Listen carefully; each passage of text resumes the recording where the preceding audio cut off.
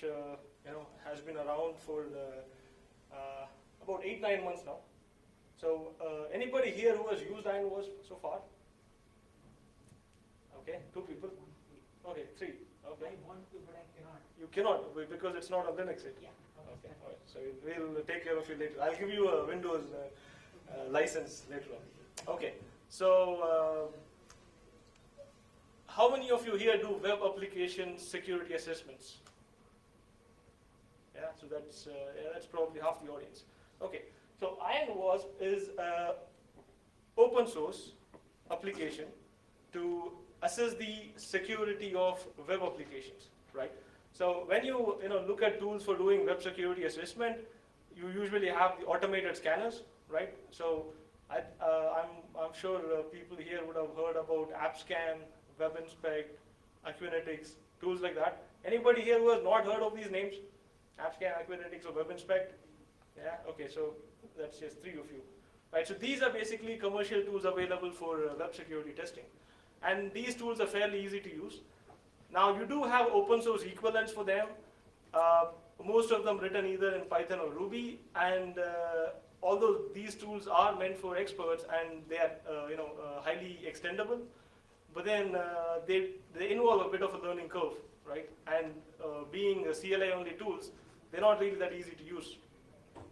IronWASP kind of bridges the gap between both of them, and in fact that was one of the reasons why I wrote the tool.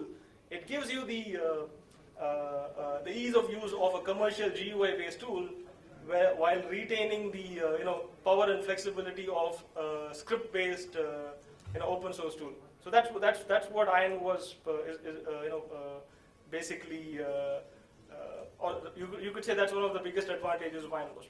Now this talk will have 3 sections. So in the first section, I'll talk about the features of IronWASP, which will probably relate to general users of the tool, right? And there'll be another section which will relate to more advanced users of the tool. And then the third section will talk about some of the new things I've added. So they are not out yet. Hopefully next week a new version is going to come out, and that version will have these features, and so you guys will basically get a sneak peek of. All you have to do is once you start the tool, you type in the URL and then you hit start scan, and then it starts doing an automated scan of the tool. Scan of the website. It does a crawl of the site, and then it has a bunch of plugins to do checks for known web application vulnerabilities like cross-site scripting, SQL injection, and so on. And it tries to identify these issues, and then it reports it back to you, right? So it's probably the most easiest way in which you can use the tool, right? So that's the most simple use case. Now, there are other things you can do with the tool as well. For example, if you are a pen tester, then you might probably want to probe the application a little bit more than doing a simple scan. So the tool has an intercepting proxy, so you can intercept the traffic between the browser and the server, and you can modify the traffic and you can do other things with it. There is a section where you can actually craft HTTP packets. So this is a raw HTTP crafting section. So you can type in the content of an HTTP message, and then you can send it to the server, and then you can look at the kind of response the server gives you, and this is the actual response with the body and the headers and the body in the raw format. This is not the rendered format that you see inside the browser. So there are a few interesting things you can discover when you actually look at the headers and the actual raw body.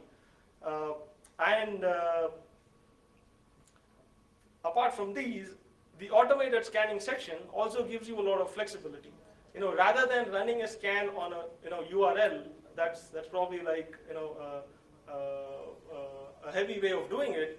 You can run very surgical scans. For example, you can browse through a site in your browser, and once you have browsed through the site and once the tool knows what are the different URLs which are there in that particular website, what you could do is you can go to the sitemap which would have been created, and you can say scan branch, right? So what it does is it lets you run a scan on all the URLs which you have crawled so far in the browser, right? So this is a slightly more intuitive way of running a scan, and you can also run. In fact, IronWASP is probably the tool that lets you run the most surgical scans available. For example, let me pick this particular URL from the log, I'll say select for automated scanning. So the URL, the request is sent to the automated scanning area. Now I can select that here. So this gets loaded. Now from here I can say which part of the request I want to scan. For example, I could either say URL, body, cookies, and so on, or I could go into the URL section and I could pick a specific URL parameter, and then these are the different scan plugins available. And I could say, I want to scan this plugin only for LTAP injections, and then I could start a scan. I don't think there's any other scanner which gives you this kind of fine-grained control on how to actually do a scan. Right, so this is about automated scanning. Now, when you actually do a scan, you have no idea what the tool is actually doing, right? So you start a scan, it does whatever checks it wants to do, and then it tells you if it discovered any vulnerabilities or not. So whatever happens in between, from the moment you start the scan till the moment you get the report back, you don't really know what the tool is doing. Well, IronWASP has kind of solved the problem. What it actually does is, it has a section called as a scan trace, right? And this section maintains detailed trace information of what the scanner has actually been up to. For example, if I select on any of the trace items, so in this particular case, I don't know if you can see it. So it basically says that the cross-site scripting plugin was scanning a particular parameter, and this is the entire trace information. So it basically says what the plugin did initially, what kind of input it gave, what was the response that came back, how it passed the response, and what kind of interpretation it made from that. And based on that interpretation, what other payloads it sent to the server, and what other response came back, and how it interpreted that response, if it thinks it's a problem or not. The whole detail is available there in the trace, right? So a lot of times, web security testers, they would have to run an automated scan, and then they would also have to do detailed manual assessment, and just to be sure that they don't miss stuff out. Well, in this case, your automated scan is also your manual assessment, because you can run an automated scan, and then you can simply go to the trace area, and then you can look at the trace information. You can, if, for example, the site has been, behaving differently for any kind of input, even though the plugin might not have discovered a vulnerability, by looking at the trace output, you would know that, there is some kind of an anomaly here, that the server has been responding a little weirdly, and then you could manually probe that particular, request, and you could get more information.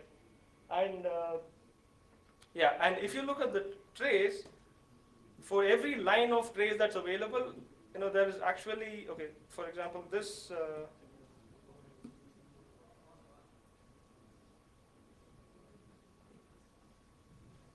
Right, so this is one of the lines from the trace log. So it actually says that injected UTF, so this was the payload that was injected. So it was trying to see if the response cat set has been set to inject, set to UTF, but the response cat set was actually ISO 88591. So the check actually failed. It tried to set it to UTF-8, it didn't actually work. But then let's say you want to actually see this request and response for yourself. You want to see how it looked. So you see this number 405. This is actually the ID of the request which was sent to the server, right? So what you can do is you can go to the log section, and everything you do in the tool is logged by default. And then you can go to scan logs, and you go to number 405. Right, and this was the actual request which was sent by the scanner to the server, and this was the response that actually came back. And the scanner was analyzing this request and response, and that's how it was coming up with its analysis. Right. So this is the first part of my talk, where I talk about the general features of the tool, which people with probably not a lot of technical expertise might actually use. Any questions on this? If you are a web security pen tester, if you have any questions on this area, you could ask me now. Yes? Does it run with Mono or Linux? Or? It doesn't actually, because one of the libraries I use is Fiddler Core, right? And Fiddler Core is only supported on Windows, so that kind of cuts out my options in terms of supporting it on Linux. Only 285 errors. I'm sorry? Only 285 errors. Only 285 errors. Yeah. I mean, it's not my fault, right? Okay, so like I said, that was the basic part of the tool. Now I'll move into the, yes. Yeah, normally the site we scan have login feature in it. So Mhm. once we log in, we also have a logout feature. Right, So right. when your spider crosses the application, Mhm. it may also cross the logout link. Yeah, yeah, So right. once it, for example, before going through other features of the application, it may take the logout and Likely, may- yes. maybe out of the application. Right. So does this tool have a session? You know, it manages the session of the user. I mean, Hmm. session of that, so that it doesn't log out and. Okay, yeah, that's a very good question. In fact, it's a very valid scenario also. You know, when you're running an automated scan on a website, if you're running a scan and you're crawling a page, and if the page has a logout button, and the crawler visits the logout button, and then your session immediately gets invalid, right? So, further crawling that it does is actually of not much use. Well, in this case, in terms of crawling, the problem is not solved. So what you can do is you can set IronWASP as your proxy, and you can manually crawl the site, the authenticated section of the site, right? You can still crawl the unauthenticated section automatically. For the authenticated section, you can crawl it manually, right? And then you can start a scan, or there is actually an option in advanced where you can set these URLs must be omitted. So maybe you can put the logout URL into that so that the crawler does not actually go and visit it. So that could kind of save you. Well, it does have another feature called as session plugins, which I'll probably come to in a bit, right? So that would also help with this particular problem. Okay. Now we'll go to the phase 2 of the talk where I introduce you to some of the more advanced features of the tool, right? So IronWASP actually has a built-in scripting shell, and it supports both Python as well as Ruby. And the best part is it does not require Python and Ruby to be installed on your machine, right? So on any Windows box which has .NET, you do not even need to have admin rights. You simply download ironwasp.zip, extract the file, double-click on the ironwasp exe, no installation required. You automatically have both the Python as well as Ruby shell built right into the tool, right? So in fact, you must use the tool just for that, right? Even if you don't do anything related to web security. Okay, now the scripting shell is probably the most powerful feature of the tool, and there is Prasanna here who has been using it a lot. So I'll talk a bit about what he has done also. Now, what I've done is anything that you can do from the UI, right? All the scanning, all the vulnerability detection, and the whole thing. I have exposed the whole thing as an API, which you as a scripter, have complete access to. So you can, pretty much replicate whatever I've done in the UI, which means that you can automate or you can, kind of script a lot of repetitive tasks, right? So what I've done is on the IronWASP website, I have actually created a documentation for the scripting API. So where I discuss about how you can write a fuzzer in the IronWASP scripting shell, and if you actually look at it, these are custom fuzzers written in 4 lines of Python or Ruby code, right? So they're actually very easy. So you can write your own custom fuzzer. You can first custom data formats. For example, if you have a request which has a JSON format or an XML format, for that matter, even if it has its own unique format, right? So you can use a scripting shell to fuzz it. So what I've done is I've exposed some API which actually makes the job of fuzzing these custom formats easier. Another thing you can do is offline analysis. So the scripting shell has complete access to the log. So you can read all the request and response which is collected in the log. So you can probably crawl the site, or you can browse through the site with IronWASP as the proxy, and then you can run a script which will read the logs, and it can do all kind of logical analysis based on that. So what you actually end up doing is only limited by your imagination. And and another thing is, remember I told you about creating a scan from within the UI? You can actually start scans from the scripting shell as well. So for example, if your company has a web application which it keeps constantly updating, let's say, and then for that reason you would have to run scans at regular intervals. So you can script the whole process at a very surgical level, saying that I only want to scan this section of the site. So you can script the whole thing, and you can run the script at regular times, and it will create scan jobs, and it will do the entire scanning for you, right? As to how you actually do that, all this information is available on the website, so you could probably go check that out. If you click on this show comments, it actually has line by line information of what that script is actually doing. Okay, so right.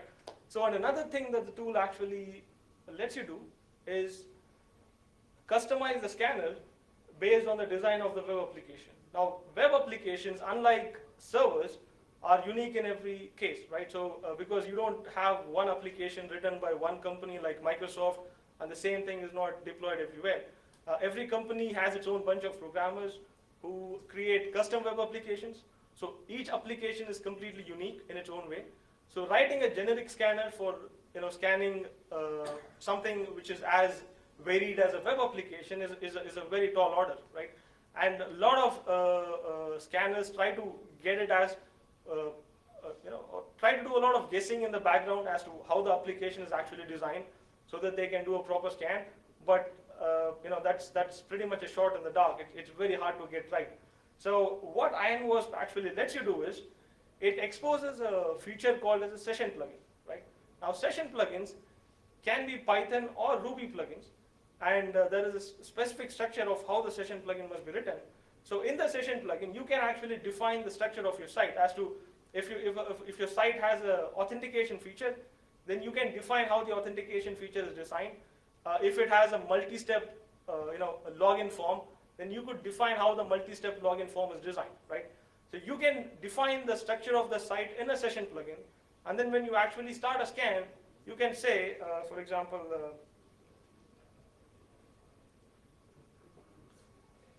when I start a scan, let's say I've created a session plugin, so I can actually select one of the session plugins and then I can start a scan, right?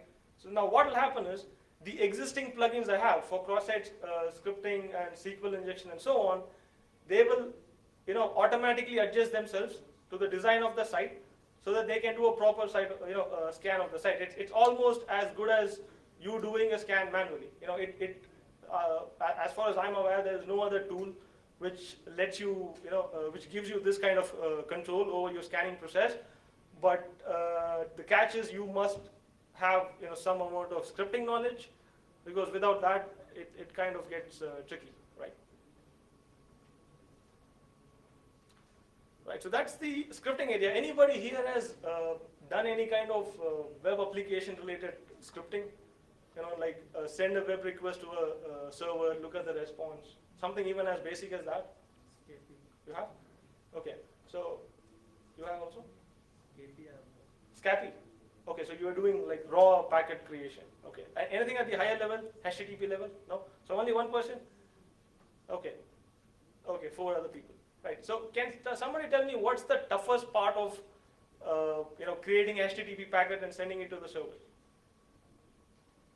In your coding experience, which stage did you see was the toughest?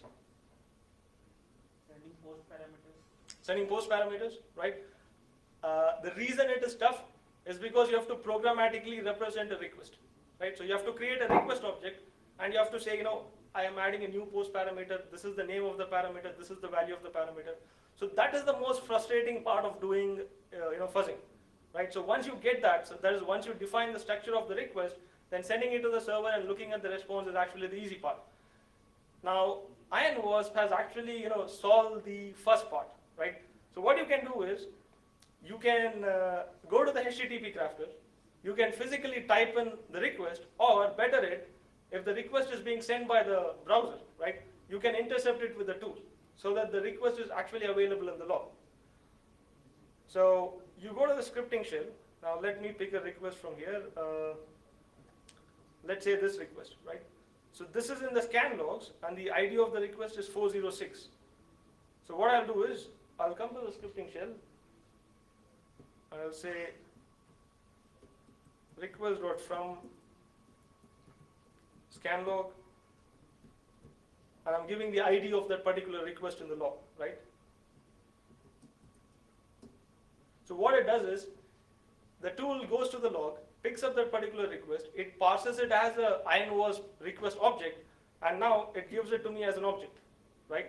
So in one line, I've kind of gone past the toughest part, which is representing the request as an object. So once you have this, you can directly send it to the server if you would like, or you can then manipulate any parameters if you want to, and then you can send it to the server. It is entirely up to you, right? So okay, so that was one thing. Was there any other part of the HTTP transaction that you found difficult when you were writing your own scripts? SSL termination. How do you take it? I'm sorry? SSL termination. SSL termination? Okay, here that's not a problem, because if you just say HTTPS, or if the request is an HTTPS request, IronWASP takes care of SSL, underneath. So you don't have to worry. SSL is transparent to you, right? Okay, so another common problem which people find when they're writing their own scripts is analyzing the response, right? The response is most of the time in the form of HTML. And then if you want to get data from the HTML, you would have to parse the HTML, and for parsing, you would have to rely on an HTML parsing library, and then your language must support a particularly good library, because HTML is a very, very forgiving data format. So people write very badly formatted HTML, and the library must be able to parse all of that, and it must give you a very simple API by which you can pull the data from the HTML, right? So that's the second toughest part, and IronWASP has kind of taken care of that as well. I use a very good HTML parser internally, and what I've done is I've kind of created an abstraction layer over the internal parser.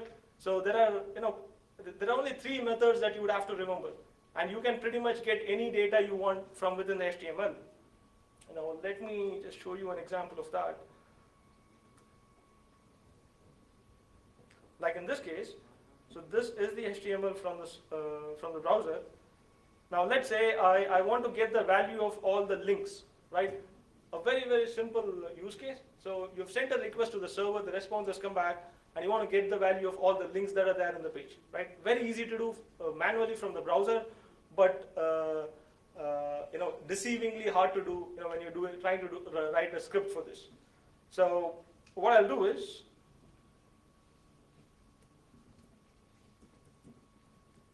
now rather than sending a request and getting a response, I'll just pull the response from the log itself, for the sake of the demo.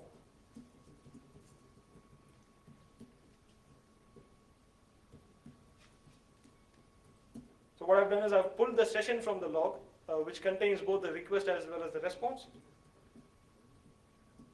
So this is the response object, and the response object has a HTML property, right? And then I say get. If I give the name of the tag, it will get me a list of all the HTML tags which are there in the page. If I say get href, it will get me all the HTML tags which have the href attribute set in them, right? So you could, if you want to find out all the tags which has the onClick event handler, so you can say a, onClick. So it will only get you those tags which has the onClick event handler. Now let's say you want to get the values, so you can say get values. So it will get you the values of the href attribute of the a tag, right? So there are a few overloads of these methods, but it's basically this, the get method, the get values method, and one other method.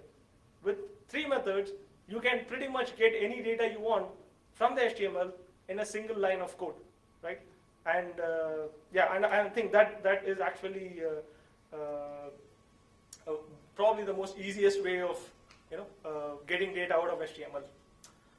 Okay, right. So this is the scripting part of it. The API for this, the entire IronWASP toolkit is available right here. All the classes and the properties and the methods of the classes, all of that is documented right there. So you can just take a look at it, and it will give you details of what's actually been exposed. Yeah, so that is the scripting part of it. Now, I think I have about another 10 minutes maybe. Okay, so I'll then go to the last section of my talk, which is going to talk about some of the newer features that come in. But so far from the scripting part of it, anybody has any questions? There are only a handful of scripters here, like 4 or 5. Any questions? from them? No? All right, okay. So in that case, I'll go to the next phase. Okay, before that, the for scripting, you basically need an editor to write your scripts. Now, you don't need to install a separate editor on your machine to do all of that, because IronWASP does come with a list of dev tools, and that has a editor internally, which gives you syntax highlighting, and again, it gives you the API documentation as well. So that kind of, it's like one package, right? Okay, and yeah, also the plugins which were doing the vulnerability scanning, they are also written in Python and Ruby, and the code of those plugins is available, or in fact they are viewable right from here. If you want, you can actually go make some changes to the code, reload the plugin, and then the modified plugin actually takes effect. So if you're a person who does any kind of coding, or if you're someone who's little curious as to how your tool works, then you'll probably find IronWASP a very interesting toy to play with. Okay, now having said that, the next feature of the tool is something called as modules. It's going to come out probably in next week, right? So till now, whatever I've shown you is code which I have written, features which I have built into the tool. But what I'm basically doing is, since IronWASP has a really good API structure, I've kind of exposed it to external developers so that they can write their own tools, right? And they can write their tools in languages that they actually prefer, because if you look at it, most pen testing tools are written either in Python or Ruby. So you can write your own tools in Python or Ruby, and you can package it along with IronWASP, and these are called as modules. For example, there are a couple of modules listed here. So there's one which is a fuzzer. So when I try to run the module, because module is an external component written by another developer, IronWASP will ask me if the tool has been written by so and so person. Do you want to run it? When I say okay, it opens up a separate UI, right? And this UI is not controlled by IronWASP. This is something which is written by the module author, right? I'll just briefly go into how the UI is designed, in just a little bit. So the tool itself is a completely separate, utility, and there are a bunch of people who are currently working on modules. In fact, Prasanna is one of them. He's seated right there. He's writing a tool called as IronSAP. It is listed here. Okay, I don't want to steal his thunder by running it. So what he has done is he has written a tool which does vulnerability scanning for SAP installations, right? So that's a bit of a pain area if you do SAP security assessment, because there's not a lot of tools available, especially free ones. So he has written a tool in Python which does SAP vulnerability assessment, and he's speaking tomorrow afternoon. So if you're into SAP security, or if you're into web security, then I would suggest you go check out his talk. Right now, when pen testers actually write tools in Python or Ruby, they write those tools in Python or Ruby because those languages are simpler languages. They have a good bunch of libraries, and it makes development a bit easy. Now the problem, or rather the limitation of these scripting languages, is they don't have a good UI framework. So you cannot create a good UI framework in Python and Ruby. So most of these scripts are command line based, and anytime you have a command line based tool, the learning curve basically increases, because UI serves as a documentation in itself. When you have a UI tool, you don't have to write the documentation separately, right? The UI is a documentation by itself. So it drastically reduces the learning curve, and it increases the adoption of your tool. More and more people will use a UI tool. So what I've done with IronWASP is I have given the module writers the luxury to write their actual logic in Python and Ruby, languages they are familiar with. But then I've given them also access to a UI designing system, which makes use of the .NET UI design, right? So I've kind of tried to solve the problem of designing UIs in Python and Ruby. I'll just show you a simple example. Most of you might not actually appreciate it because you have not tried designing UIs in those languages.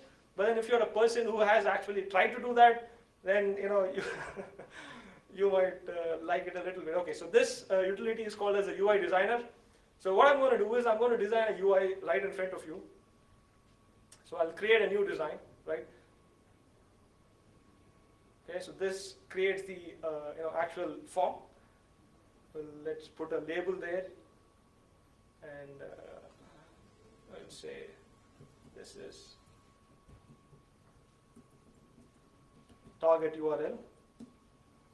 Okay, and then let's put a text box so that we actually can accept user input. So I'll drag a text box from here, and I'll give it a name. So I'll say this is input box, and then I'll drag a button. So I'll say this is start. Okay, so I've created the UI. Now, when the user enters the URL and clicks on the start button, something must actually happen, right? So, the action that happens after the click event, they're called as event handlers. So you can go to event handlers and you can say, when somebody clicks on the start button, then execute the method called as start_scan. Okay. All right. So I've designed this. Now what I'll do is I'll say generate code. So now the UI is converted into Python and Ruby equivalents.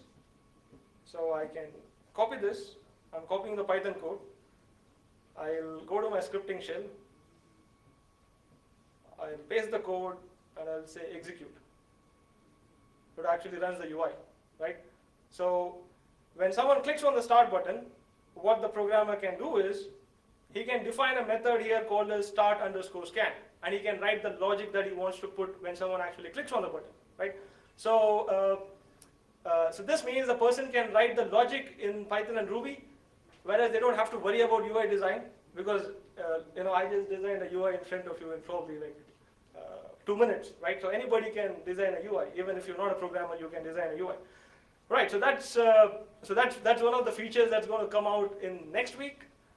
So if you are a person who does do any kind of programming, then you can make use of the tool. If you don't do programming, then I would suggest you do learn it, because it's a lot of fun, right? Okay, good. So that was IronWASP. So if anybody does web security testing, then I would suggest you go take a look at the tool and try to use it within your company. And the first IronWASP module, IronSAP for SAP assessment, is going to be released tomorrow. And the talk is in the afternoon. So if you are into SAP security, thanks, you can go check the talk out, right? It is paired along with another very interesting talk, unfortunately. But then, depending on your interest, you can pick whichever room you want to go to. All right? Thanks, everybody.